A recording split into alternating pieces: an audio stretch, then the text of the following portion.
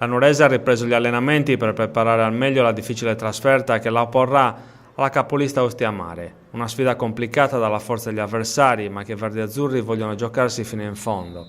Uscire imbattuti sarebbe un'iniezione di fiducia non indifferente per un gruppo che vuole dimenticare la beffa contro l'Anzio Lavinio. Una gara in cui ha realizzato il suo primo gol in verde-azzurro il centravanti Salvatore Cucuzza. Un pareggio che vi sta stretto, potevate chiuderla nel primo tempo. Poi nel secondo tempo, insomma, forse nell'unica occasione l'Anzio Lavinio ha pareggiato. Sì, noi avevamo preparato col mister proprio questa partita perché sapevamo che era una squadra che comunque veniva a chiudere molto gli spazi e quindi veniva a giocare molto nella propria metà campo. Siamo riusciti ad andare in vantaggio, abbiamo avuto questa fortuna.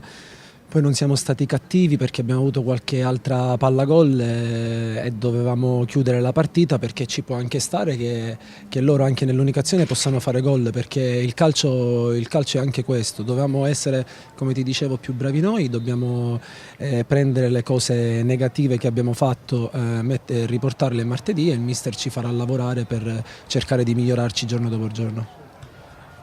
Un campionato comunque di livello quello della Nuorese, al di là del pareggio, dell'amarezza per il pareggio di oggi, insomma comunque la squadra ha dimostrato di poterci stare in questo torneo.